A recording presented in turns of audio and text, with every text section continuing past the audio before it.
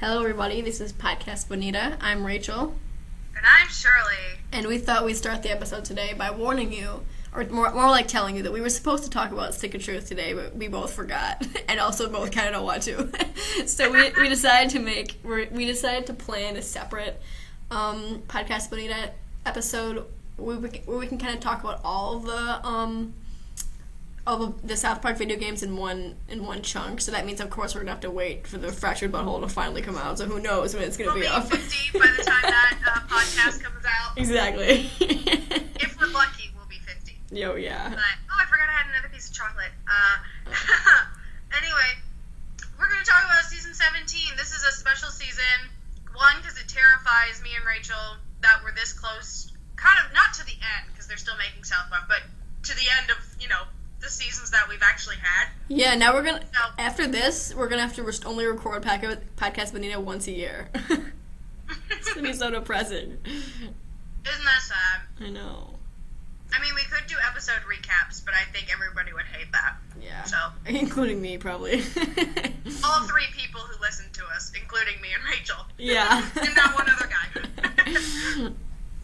Alright, so you ready to go on? Not really. Let me finish my piece of chocolate. Oh God. Okay. Anyway, this is also a special season because it was the first one to air. It was the longest break, and they've only done 10 episodes. I love this because it's the longest break, it's the least amount of episodes, and they have breaks in between. Like, Venture is so fucking lazy. They are fucking lazy, but I do give credit to them because they would do 7 episodes and then have like a long break, and then they would do another 7 episodes and then have a long break. Yeah, I feel like that would kind of suck. Yeah, it makes you think. But then again, they're only doing like 3 episodes break, 3 episodes break, and whatever. True. They're old and they're not really old. They need the breaks. They really need it. But they're dads. Oh, I thought you said they're dead, and I was like, yep. Yeah. We're kind of bad at this. They're practically we haven't, in the grave. Ever done a back-to-back week because we missed the season 16 date, so we did season 16 last week. So we're kind of out of the loop now. Yeah.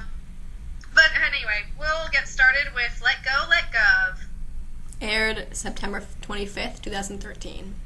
Cartman infuriates the National Security Agency and does not like what he learns. Oh, infiltrates. Sorry. Infiltrates the National Security. I told you we're bad at this. The NSA. And he does not like what he learns. Butters uses the local DMV to confess his sins. Oh, that's my favorite storyline, I think. The one where Butters thinks, like, the government is religion. Like, it's watching over him. That's what I really like, because they're, I like this episode, because people are always, it's so funny how the same people, like, I know somebody personally in my family who is always like, oh, never do this and this, the government tracks you and everything, and blah, blah, blah.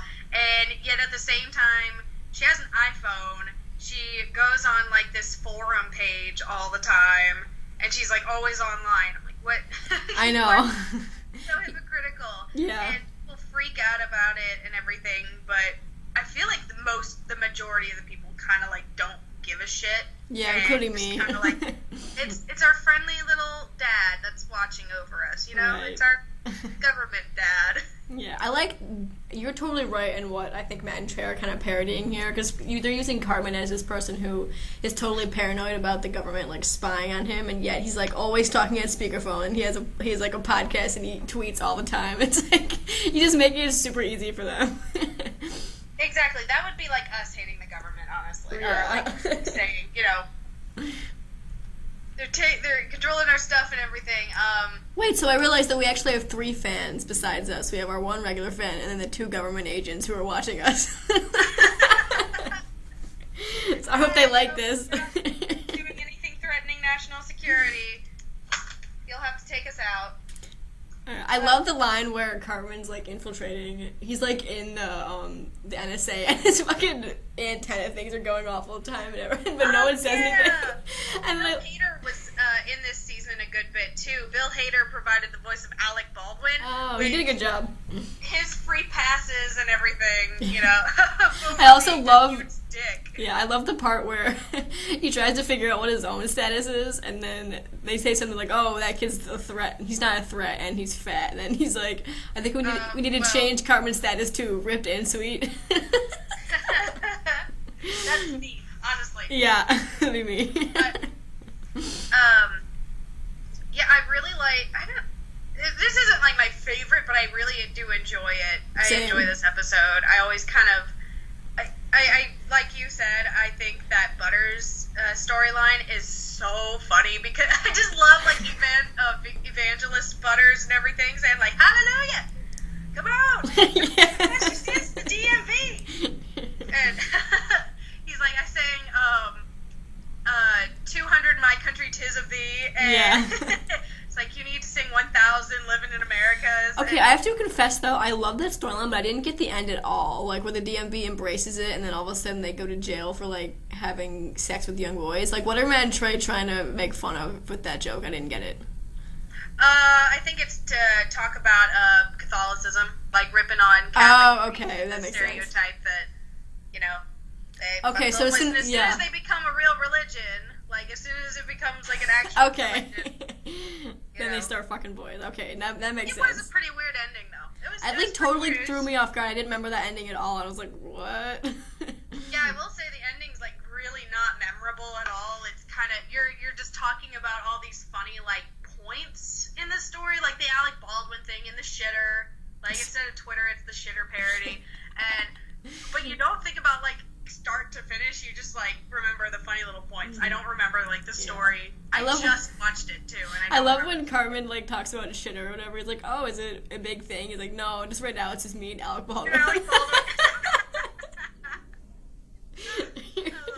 All of Alec Baldwin's thoughts were like so funny too. That really made me laugh. Make a really good pussy sandwich. Like. But I love Bill Hader. I love it when Bill Hader gets to do a voice on the show. He's been doing it a lot more frequently. Oh, cool. So that's awesome. And what else is awesome is the next episode, Informative Murder Porn. Aired October 2nd, 2013. The boys become concerned over the growing rate of copycat incidents involving murder porn and use Minecraft to distract parents from hurting each other. I love the message this is trying to send in the episode that Minecraft is fucking weird, and even I'm too old for Minecraft. I have kids that I babysit and nanny all the time, and that's what they play, and I do not get it. They've explained it to me in full detail. I don't get it whatsoever. And I don't think anybody above the age of like 12 or 13 understands Minecraft. Like, I think it's just kind of that window of like 9-year-olds to 13-year-olds that just are obsessed with this game. That makes no sense. Yeah, I totally agree. I don't really get Minecraft either, but then again, I don't really get any video games, so I don't really have a leg to stand on. But I also like the other thing they're critiquing is that they're kind of switching the boys and the parents, where like the boys want to monitor what the kids watch just in case it might influence their behavior, which it totally doesn't, but whatever. But I think that's an interesting twist to see the boys try to control their parents, because it really shows that they've come a long way since the South Park movie, where the boys were so against censorship, and now it's like, look at them now. Exactly, they're like Matt and Trey now. They're parents. Yeah. They became parents themselves, so now, Kyle and Stan have the minds of 40-year-old men, so. Right. Yeah. It kind of suits them, though. I can believe it. Yeah, totally. All right, my favorite... Oh, sorry. I was going to say my favorite line. There's a lot of good lines in this episode, but the one I love the most is Randy, where he goes he's like, I hate you. I wish Jane Smith was my son. Jane Smith was his dad. I love that. Oh my gosh. That kills me, because Randy's crouching next to his door completely naked while he says it. And Stan just so Smith mad. Was let his dad watch him for informative murder porn. I love it. The other line I also love is Cartman's whole shtick to this episode, where he's like, boo, boo Wendy, boo, for no reason. That is based on a YouTube video that I actually watched before I had ever seen this episode, because my cousin and we would watch this YouTube video called Boo Ben Canop, And Ben Knopf is this guy in his like little town. He's like running for mayor or something, and they're doing like a campaign video and everything. Oh, God. And this guy in the background, like Ben Knopf is like trying to talk and everything, and you just hear in the background, boo, boo Ben Knopf, boo. I had no idea that's what that was. I just thought that was funny. Oh my gosh, it's so funny. Please look it up.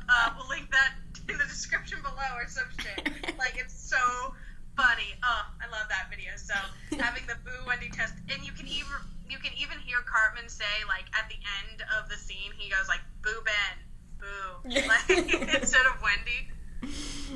But people, that's such an obscure reference. I love it when they do like weird obscure references and only like maybe like a 2% of viewers will like understand right. it. Like, I didn't get that at all. I just thought the fact that he was booing her was just funny. Like, And it is. It works in this case. yeah.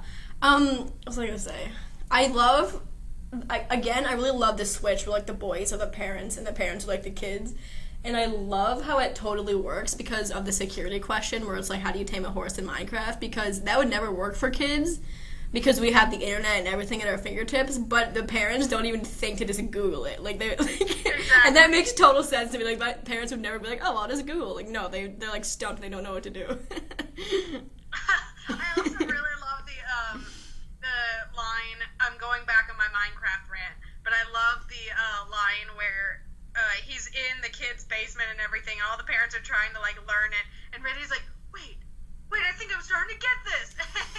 And Gerald's like, "You do?" He's like, "No." Yeah. Not That's at funny. all. Still lost. The other scene I love is the part at the beginning, right after that little kid's parents, like his mom is killed by his dad or something, and then one of the, I think it's Detective Yates who goes, "Well, this kid shouldn't be seeing this. Give him a blanket," and then Kat just throws a blanket over it.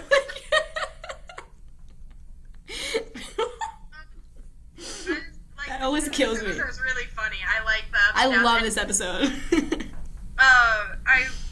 The informative murder porn is like a total thing. Like, it's a real ass. I've watched thing. those shows. They're pretty addicting. I get why they're like so into it. For real, I watched an entire like series called like Deadly Women. And I everything. loved that show. That was the one that I always watched. Freaking love that show. But gosh, I had something else to talk about this episode. Now I can't even remember. This is why I should write notes down. Exactly, like I do. Because I don't care enough like Rachel does. But yeah, she doesn't want to risk being a nerd. Exactly. I have a reputation to maintain, so.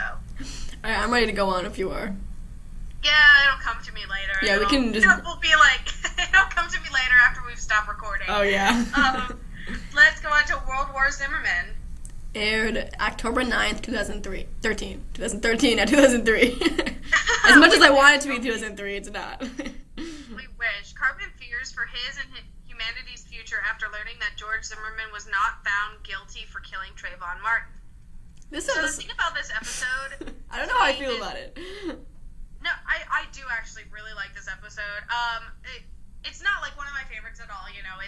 It's a good episode in my opinion. I think what's weird about it is that you don't really know what Matt and Trey are trying to say at all until the end. Yeah, I agree. George Zimmerman and everything. Like, you don't really, it's like, is the African American, do they think, like, African Americans are overreacting? Right, that's why I felt like or why wasn't what are they trying to say?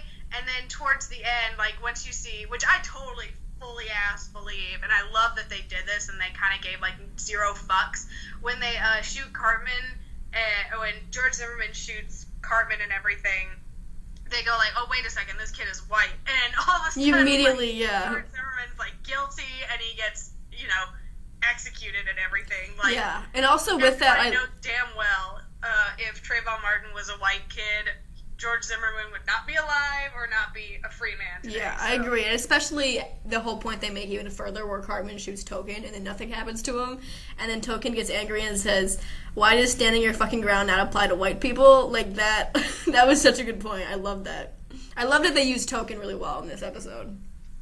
And exactly. And he wasn't just an angry black character either. It was more like Cartman's just terrified that he is this thing and he's totally not. And then Token finally gets a little mad at the end, but he's really justified because Cartman did shoot him. Well, yeah, no, like, a big part of it is, like, kind of I think it's, like, a commentary about, like, white people instigating a lot of things. Yeah, oh, yeah. And just, like, keep pushing and then, like, wait for a reaction so Yeah. that they could blow up and be like, oh, wait, no, see, you're doing your normal thing. Totally. Like, you're hurting people. It's like, yeah, you're being a dick. Like, you're pushing Definitely. people's limits. But that's why I really love the message at the end, but the rest of it, I'm not sure how I feel about because of what you said, where it's like, I'm not sure what they're trying to say for a long time, and the whole thing where, like, the angry black people in Cartman's mind are, like, imitating zombies feels a little racist to me, but I'm not sure how I feel about it. I think it's fine because it's in Cartman's mind, and you Right. know that it doesn't exist in anybody else's mind but Cartman. Like, it's portrayed in a way where it's like these are, especially like how Cartman voices pretty much every character in his family and sings the Michael Bublé song. Like, it's Cartman's mind, and Yeah. this is what's going on in his mind, and you're supposed to know, like, okay, he's exaggerating because this is what he feels, but you're never supposed to be on Right. Cartman's side anyway. I agree. And also, just to go off that, how fucking funny is it that Cartman's the voice in every single character, like, in his fantasy, like, even the kids. It's a beautiful day and I can't stop my silent. I love it. I love it with Brad Pitt, like, I can't. And I will admit, I've never seen World War Zimmerman, but honestly, Me I either. feel like I have now. Or you mean World War because Z? I'm watching this episode. Or World War Z, not Zimmerman. I also love the other kind of thing that they're mocking, like people like George Zimmerman, not just him specifically, but like people like him who think that like they have this hero complex, like I have to carry a gun so I can be ready in any situation because I'm a hero. I need to do like that's the reason they want to have a gun, just so they can shoot people. Act like a hero. Yeah, Exactly. it's not for protection at all, just so they can feel like powerful and Like, boost- I'm important, yeah, right. you know? Totally. And- Oh, a fun fact for this episode, they were actually going to kill off Token. I didn't know that. I'm so happy they didn't. I love Token. Oh, yeah, I'm glad they didn't. They've tried to kill off, like, thought about killing off Kyle way long ago, and then they thought about killing off Token, which would really suck. You know, that would just suck.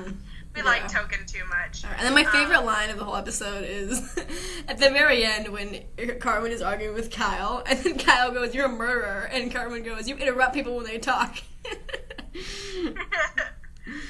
But this is a good I think if you didn't watch the episode all the way through, I really feel like you could get the wrong message, like, completely, because the message really isn't told, like a lot of them aren't really told until the end, but this one you could, like, really take things askew. Oh, yeah. If you don't watch the whole thing, you could get the totally wrong picture about what they're trying to say. But I really love the ending of this episode because I'm like, that they went there. Like, she did that. Right. Totally. And now let's move on to the episode that I love. well, one that you love, but also started, not started, but was the very first time Matt and Trey have ever missed an air date. And that episode is Goth Kids 3, Dawn of the Posers. Aired October 23rd, 2013. When Henrietta, one of the Goth kids, is sent to a camp, she returns deeply changed as an emo kid. The rest of the Goth kids seek help from the vampire kids. I love this episode. I know you do. I fucking love the Goth kids, and they're so funny here.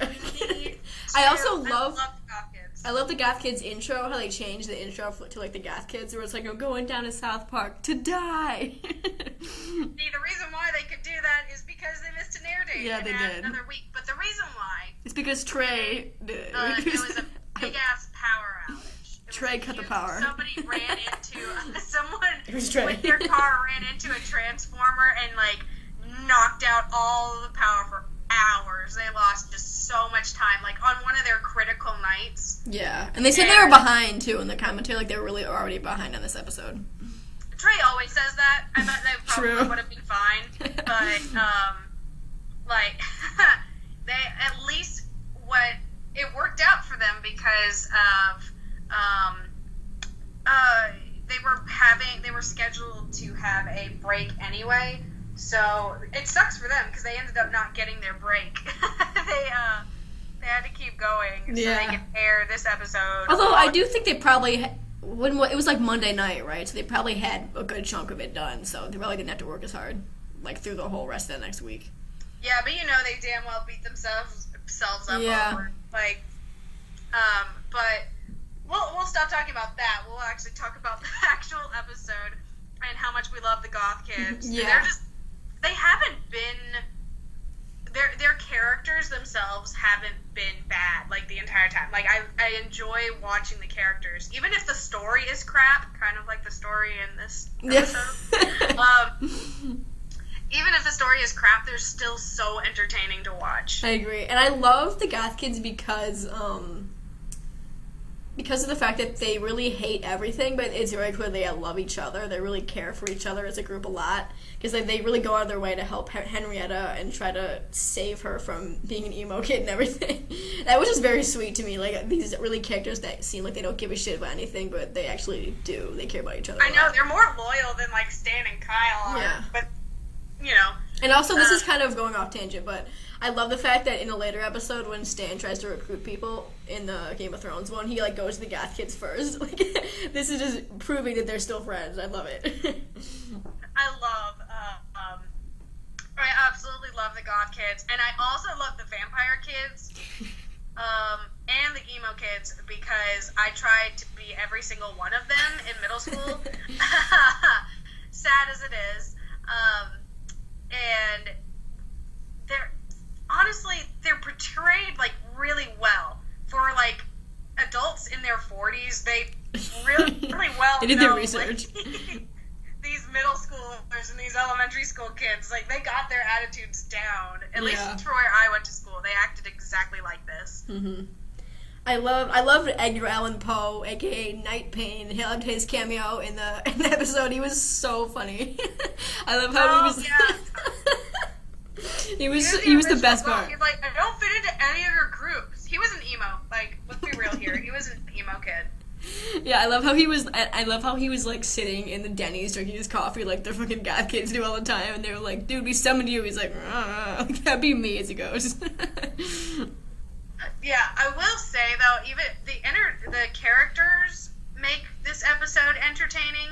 Like the characters themselves, but the story is like absolute garbage. I agree. I especially like. I think it's really promising. The whole thing. We're like, oh, they're turned emo, but like the ending is so dumb. Like I hate it. And it's so dumb. Like they could have literally done anything else and it would have been like funnier. But I think the ending to this is like stupid. It's stupid. It's not like makes me mad or anything. But it's just, like, I agree. Dumb. Yeah, like I mean, it's such like, a cop out. really I feel like. funny. Yeah, I feel like they didn't know what to do with the whole plant thing, so they just kind of did that. Exactly. They could have like scrapped the entire plant thing and everything. It could have just been like totally. And it could have been crab people. Honestly, they missed an opportunity to bring back people. There are a few other moments I love before we go on. I love that when the Goth boys are waiting for Henrietta to get back at the bus stop, and the little Goth has a sign that says "Welcome back, bitch" on it. I think that's funny. I need that. I need that. And I also love when, right after the tall Goth kid goes and talks to Henrietta, and he calls the other one. He's like, "It's worse than we thought," and the other one's like, "What is everything?" That makes me laugh. I also love the Death and Despair. Yeah, his ringtone. I would make that my ringtone, honestly. But, yeah, I think whenever they do use the Goth kids themselves are used really, really well. They're funny because I don't really know how to explain them. They're different from any other South Park character. Mm-hmm. They really have, like, a different feel. They don't really have a political motive ever. Right. You know, it's always just a personal thing between them. And, you know, they're not featured as much, so they're not, like, burnt out when they're used. Totally. I just think they're great, even if the storyline is garbage. Totally. Yeah, they make it really, really fun. Exactly. Let's move on to my favorite episode of this season, Taming Strange. Aired October 30th, 2013. When Ike experiences early puberty, he develops an antisocial personality. The Canadian Minister of Health experiences marriage problems, while Mr. Mackey has a new computer interface in the school, which is fraught with technical errors. So the reason why I love this episode, it's got a lot of elements to it. It's got a celebrities trying to, like, fight over each other with, like, the Miley Cyrus thing and the Yo Gabba Gabba and kind of the Obamacare, but it's really about, like, Crestron, which is, like, a rich people It's like a entertainment security thing, right? I don't even know. Yeah, I'm not rich enough. It's not rich people. Like, people were like, oh, yeah, it's about Obamacare, and, you know, whatever. And Matt and Trey themselves, it's like, we really don't know much about Obamacare at all, like, that issue and everything. It's really just about fucking Crestron. But why I like this episode is I'm a big fan of Ike. I love Ike. But Matt's voice in this freaking episode is so funny to me, because I just, whenever I hear, like, Ike yell, like, you're fucking stupid, Kyle! And, kick the fucking baby, bro! Let's see you try it, wuss! You know what I think of? I think of that one Vine where it's that guy, he's like, what the fuck is up, Kyle? No, seriously, come on, Kyle, what the fuck? Like, I love that. I love it. Have you not seen that Vine? I've not. Oh, then that probably made no sense to anybody. I didn't get it at all, but I was trying to be polite, but... Anyway, I love the fact that they brought up the kick the baby thing, because I've been waiting for them to, like, for Ike to bring that up again, and he finally did. Kick the fucking baby, bro. Let's see you try, wuss. I love the way Ike talks, because when my middle school and everything... Yeah, that's literally how middle school boys talk, yeah. No, like, my middle school, like, no joke. There was one day in middle school that was labeled Fight Day, where, like, just tons of different fights happened all at once. Like, it wasn't even planned. And I was sitting in my classroom, and in the hallway, like, right next to me is, like, this is before the episode and everything. This is years ago. But, I thought about it when I watched this episode. Like, all of a sudden, I just hear this white kid just yell, like, let's see you try, wuss! Like, fucking kick my ass, man! And it's so funny.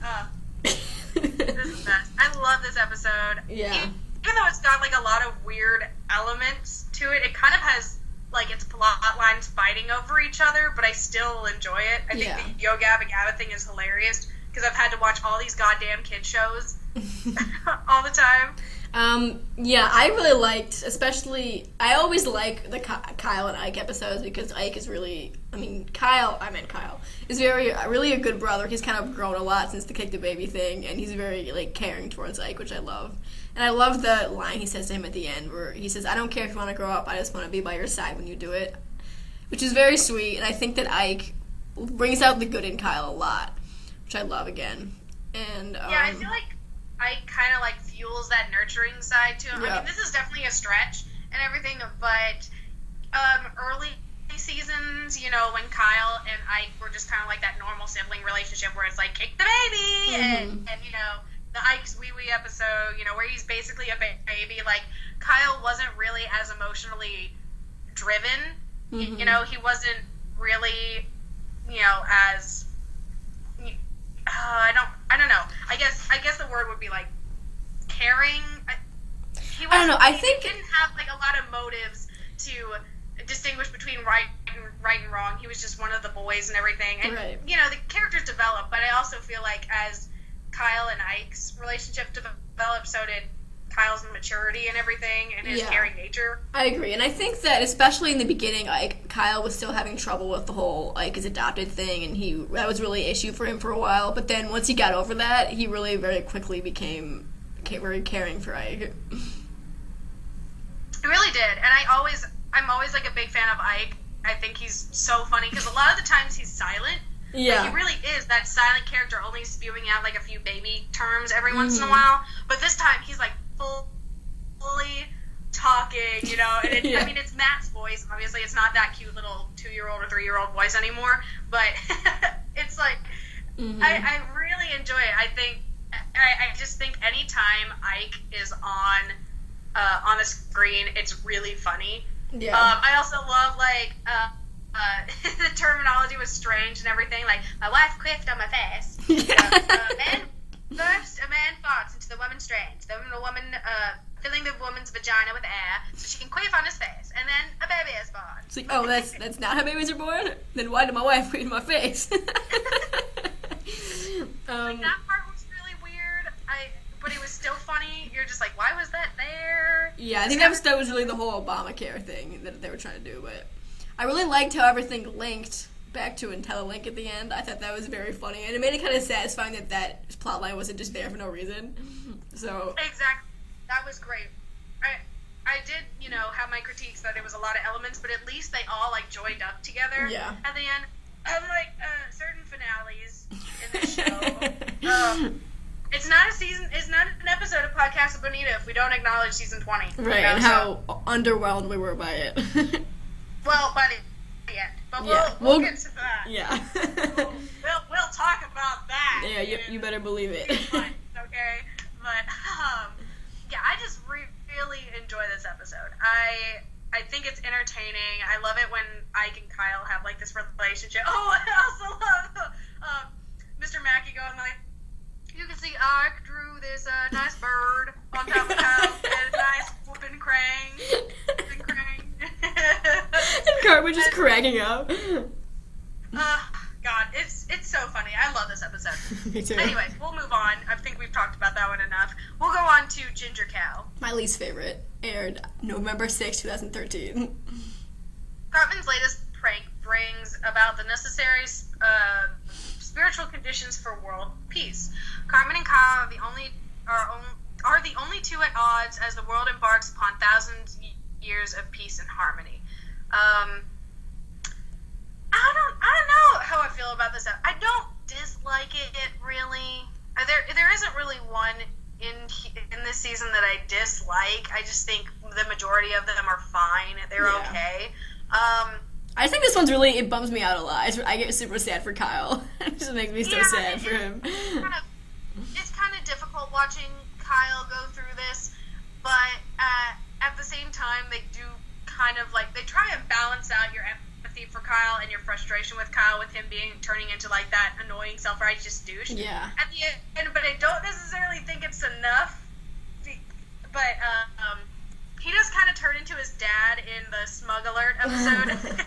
Yeah, you can definitely see Gerald in there. He's just not sniffing his own farts. He's sniffing somebody else's. Right. I love that our Kyle's whole transition to being all self-righteous and whatever, because I really think it's the Kyle version of when Stan's ego gets to him. It's really the Kyle's version of that, and I love that, because Stan was the one who talked him down, which I liked. And yeah, I liked Kyle. I liked Kyle's story besides the part where I see him sucking farts, because that's really, it bums me out. Yeah, Kyle doesn't deserve this. It is kind of difficult to watch. This is actually a lot of people's least favorite episodes. In general, a lot of people don't like this episode. Yeah, it's just a bummer to watch, because Kyle's such a good character and you care for him a lot, and then you have to watch Cartman literally fart in his mouth for 20 minutes. It also kind of sucks at the ending, because it's just you're frustrated with Cartman and everything. He's like, dude, no, it can't be real. I have a huge dick. Yeah, I know. I'm sorry. And it's, I don't know, it is kind of a bummer to watch. I don't dislike it, but it's a bit of a bummer, Right. And not every episode has to be all happy and hunky-dory, but, at least don't torture Kyle. He doesn't deserve I know. But, I don't really feel, I don't find this episode, super funny. I do, it sounds, morbid, but I do kind of laugh when they, freaking kill the cow and everything. They just, drop it, and all of a sudden you just hear, this faint moo and a splat. Yeah, I know. It's morbid. That part makes me laugh a little bit. Mm-hmm. Alright, let's go on to my favorites of the season. I really want to talk about these. Okay, bitch, fine. I wasn't done. Oh, really? Were you not? No, I'm done. Oh, okay. We'll go on to the trilogy. We're going to talk, like we normally do, we're going to talk about all three, in bulk. So we've got Black Friday, A Song of Ass and Fire, and Titties and Dragons. Aired November 13th, November 20th, and December 4th, 2013. Alright, this is sorry, I forgot you had to do your thing. Let me do my stuff. Sorry, I forgot. I'm very excited. I know, she's excited. This is her favorite.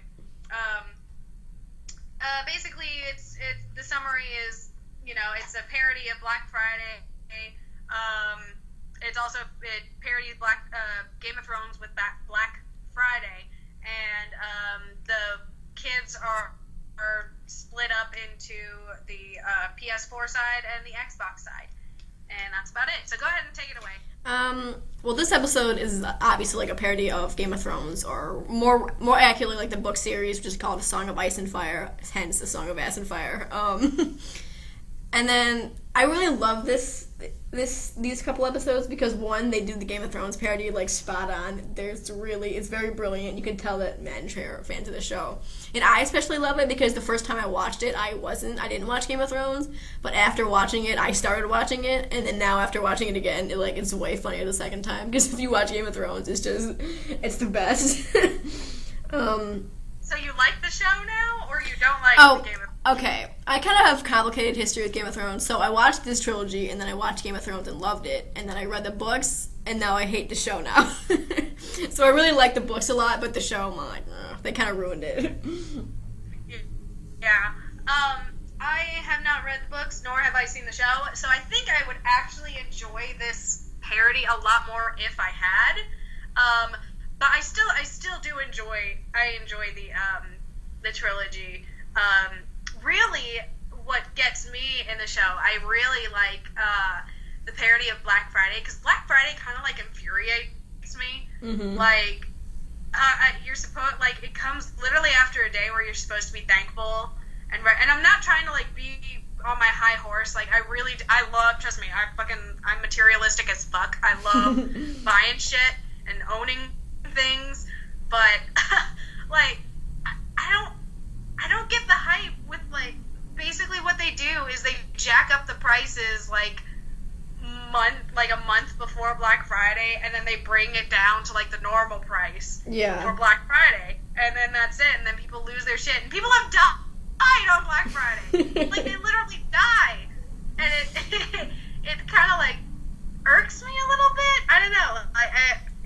Like Black Friday itself kind of bothers me. I don't, you know, I'm not trying to be like elitist or whatever. I'm just, right. I don't like it. It freaks me out that people are willing to like go and die to get $20 off of a Blu-ray player or something. Like, I mean, I agree with you. I don't have a bunch to say more than what you've already said, but I'm going to go back to Game of Thrones now. Basically, the commentary on the show and even the books is like really on point. Just one, I love how they keep complaining about how long it takes the dragons to show up, which is true because it's season 7 and book 5 and they still haven't shown up yet. Dragons still aren't fucking there? No, they're not there. Yeah, no. I mean, they're on screen. They're on screen, but they haven't like come to take over the rest of the world yet. They're still on their way.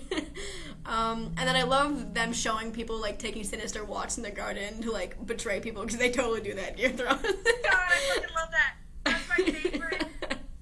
The Black Friday stuff and the freaking old man and Cartman in the yard. It's just like, he's gonna betray you. Get the fuck out of my yard, kid. He's like, I'll take a shit in your yard. Yeah. Cartman and the old man were so funny. I love that. That's so funny. I love how the old man just kept outing Cartman's plans to everybody. Like, didn't care at all. Oh, and then like when Bill Gates kind of flips it on Cartman and everything, he's like, how does it feel, dickwad? I also liked how they, especially in the very first one, when the Black Friday, like, I don't even know, the head of security dies, they're kind of joking about how characters die all the time in Game of Thrones. I love how when Randy's like, no, you can't die, everybody really likes you. Like, that's so true when you're watching Game of Thrones. Yeah, it's also true when you're watching Orange is the New Black, or literally any other show involving death. I mean, Game of Thrones really, like, they kill a lot of characters, like, more than the average show. It's really bad. Oh, I could tell. Like, this is honestly an opinion of somebody who's never seen the books or never... Right. I love the digs at George R. R. Martin too, because he's the author of the books. If you didn't know that, yeah. But I love the joke where he decided to delay Black Friday because that's kind of a jab at him, like he keeps delaying the next book, and he keeps saying like, oh, it'll be out soon, and it's never out. And that was really funny to me because I'm like waiting for the next book to come out. I'm so excited. And then I don't know, that was really really good. He was funny here. I also love. I mean, you can't not love the wiener. Wiener, soft wieners. Okay. Like a gay wiener is not threatening. I know. Okay, I have more to say about the wiener thing too. Like, that's really funny, but I'm not really sure what they're trying to say, because if you watch Game of Thrones, they have like sex scenes all the time, and they show naked women in like literally every episode. But they I swear to God, it's been like 7 seasons, and they've shown like 3 or 4 dicks like the entire show. Like, there are not a lot of wieners in Game of Thrones at all. So I don't know what they're trying to do with this joke, and it's not true. Like, there's not a lot of wieners ever. So I don't get it. I think it's just an opportunity to say the word wiener a lot. Yeah, maybe.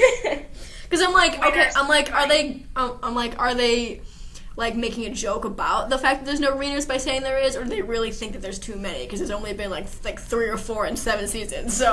Well, I mean, I've heard there's like a lot of nudity in the show, and I've heard it's like all women, pretty much all women, basically. It's like, it's so easy to like objectify like a naked woman on screen, but you have to go to like the lengths just to see like a schlong. Right. Oh God, yeah. On TV. Especially because Game of Thrones is like the ultimate dude bro fucking show where like everything is catered towards straight male viewers, and it's really annoying, which is one of the reasons why I don't like that show anymore. But yeah, that was kind of my issue with it. I love the wieners joke because they were funny, but like I didn't really get what they were trying to do with it. So like, it's not true. They don't have a lot of wieners in Game of Thrones. I don't get it. This just kind of makes me think of like, what if somebody's like jerked off to this kind of stuff? Because I've heard there's just like so many sex scenes. There are like at least one episode. There are like a bunch of like pretty out there sex scenes in the trilogy too. Yeah, I love the the brother and sister. Yeah, like, I love that one because that's another dig at Game of Thrones, because Game of Thrones has like an incest like brother and sister thing to like fuck and everything. That was a parody of Game of Thrones. Alright, now we should probably talk about the boys and their whole struggle now. I can already say I think the Xbox, I don't even game, but I think the Xbox is probably a lot better. I have no opinion at all. I have no idea. I love their kind of their duel where it's like it's really them pitting Xbox and PS4 against each other, and then their companies kind of get involved. And I loved the whole where the whole thing kind of deteriorated at the beginning, where it's like that's just how Xbox people are. Like that was a really kind of a clever thing. It kind of made it a real like rivalry, because if it's just about video games, it's kind of stupid. But if you're like, oh no, this is how people who think this way actually are, then it kind of makes more sense. Even when it's just about like which video game to play. See, honestly, I'm that dude at Microsoft and everything. He's like, come on, guys, what are you talking about? Betrayal? These are console wars. Like, me too. That's me. Like, I am. But then again, if you talk about like Drag Race or South Park or musicals or anything, like, I'll like fight to the death. Yeah, we take it so seriously. And I said I wouldn't talk about Game of Thrones again, but I'm gonna. I loved the Red Robin wedding, because that was a total ripoff of the Red Wedding from Game of Thrones, where like a bunch of characters die. I thought that was very clever. I loved Kenny switching sides because Cartman wouldn't let him be a princess. That was funny. I love Kenny just like being a princess, and they don't say anything about it. They don't like make it weird or anything. Yeah. Also, we've got to talk about Princess Kenny. Yeah. The anime style in the 3rd episode. I think the 3rd episode of the trilogy is the funniest. Mm-hmm. I enjoy that one the most. There are a lot of funny elements. Like, there are a lot of funny ongoing jokes and everything. It's not just like a serious show and everything. Mm-hmm. Totally. But I really love Princess Kenny in the anime style. And when he jumps out the fucking window and then like splatters on the ground, like that made me laugh so hard. Yeah. I love how Princess Kenny's like only power is just being cute. I mean, it totally works. And no joke, the anime style in like the opening is honestly probably identical to something I would have watched in middle school. Right. Like they did that, they parodied that so well, and it makes me wonder if that's totally the animators doing, or if that's like if Matt and Trey are secretly weeaboos. I don't know. Like, they're fucking weebs. Dead on. They really did. But yeah, I'm gonna go back to what you said earlier for a second. That I liked how Kenny can just kind of be the girl and no one really cares at all. Even Cartman, like his only issue is that Kenny wants to be a princess, but he's already royalty, and then they can't both be royalty. And even Cartman says, "Oh, I understand wanting to play the girl once in a while." Like, I just love that wasn't an issue at all. No one cared. Everyone was totally down with Kenny just playing a girl, and they were all gonna bow down to him. Video game. I loved it. Like, even in the video game, they don't like make it weird or anything. They just are like, oh, well, Kenny just wants to play the girl. And I also love how they set it up to be like Karen at first and everything, and it's actually just Kenny and shit. Mm-hmm. But what else? I also really love the "Stop Touching Me, Elmo." Oh yeah. Because my aunt, I don't even say I was born. Like, I was maybe like a month old or something when the Elmo hysteria, like the Tickle Me Elmo hysteria happened. Like, they had released a Tickle Me Elmo doll, and Elmo was like at a huge heightened popularity. And my older cousin was like 3 at the time, and my aunt still tells horror stories about trying to get that fucking doll. And you look at it now, and it's literally just a vibrator and a stuffed animal. That's it. That's funny. That's it. But, I love the commercial for it, though. Can I watch you go potty? Yeah, it's like, no, Elmo, stop touching me. Stop touching me, Elmo. Really funny. There's a lot of funny parodies. I also loved the Alive Black Friday footage they put in. Yeah. That shit is depressing when you watch it, honestly. And you know what's actually kind of like, that added to the boys going up to get their Xboxes and everything, and it's just dead bodies everywhere when they're playing the Charlie Brown, like, Christmas Time Is Here song or whatever, and like, it's just dead, it's just playing that song while they're walking through all this, terror and disaster, and it's so sad. Like, it's really sad. It's like, God, people really do die. There's like at least like one death every year at Black Friday now. That's sad. Which is sad. But I really enjoy this trilogy. I think they did a good job with it. I think this is continuity done correctly. Yeah. If only in the next couple of seasons we're going to talk about they keep that going. But I'll get off my soapbox. Yeah. There's so much that you could say like about this. It's a good parody. Even as somebody who doesn't watch Game of Thrones, I can say I enjoy it. So even people who aren't fans of the show can enjoy it. So. Right. Totally. Okay, you ready to move on? I am. Okay, well, let's talk about my second favorite episode, The Hobbit. Aired December 11th, 2013. Wendy's criticism of Kim Kardashian as a hobbit leads her to speak out publicly. It also results in a crusade by Kanye West, who tries to convince the world that the Kardashian is not a hobbit. So, speaking of, like, sad endings and everything, I'm not going to go straight to the ending, but even though this episode has, like, a ton of jokes in it and laughs and all that, it's almost, like, continuously, like, a bummer. Even if it's not portrayed in, like, this sad tone, it's a bummer, but not in the way where it's a bad episode. On the contrary, I think it's a great episode. I agree. I think it's one of their strongest messages with, like, no fucks given. Like, it's really, like, they're not trying to hold back on an issue. Like, they're really going to talk about it, and it's one, I say this about a lot of episodes, but this one really isn't one you'd expect South Park to talk about, because they're really not making a whole lot of fun on an issue. They're just bringing in attention I totally agree. to an issue. And about female body positivity. I think this, I don't know, I have no idea if this is true or not, but it might have something to do with the fact that I think Trey's daughter was just born around this time. Maybe that could be it. Yeah, it is like, he didn't say who it was, but I would assume that's who he's talking about. And I really liked this episode because of the fact that it's just a straightforward feminist message. It's not like kind of promoting feminism but also making fun of it. Like, no, it's just Wendy putting forward this self-love for women, and then that's really it. Everyone who opposes her, like, looks like an idiot in the episode, which I really like. Exactly. And it also has, like, strong, subtle things. Like, subtle things that make a big statement. Like, when they're all photoshopping and everything, there's one scene where Nicole, the only other African-American student at the school, when they're photoshopping her image, it only lasts like a second, but they make her skin lighter. Yeah, I noticed that too. Which, like, speaks volume. Like, if you're not, like, if you're not personally affected by that, it might not hit you as well, but I can honestly, it was pretty strong, I totally agree. It's a pretty strong message, like, all the way through. And it does have its humor, too. Like, it has its humor. Like, I think Kanye, anytime they have, like, Kanye, it's really funny.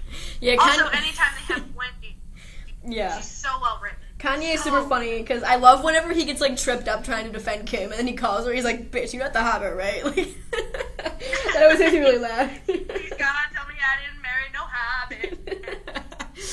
And I also love the jelly school joke because one, it's really funny because I love how Wendy just like sees through the bullshit and she doesn't care.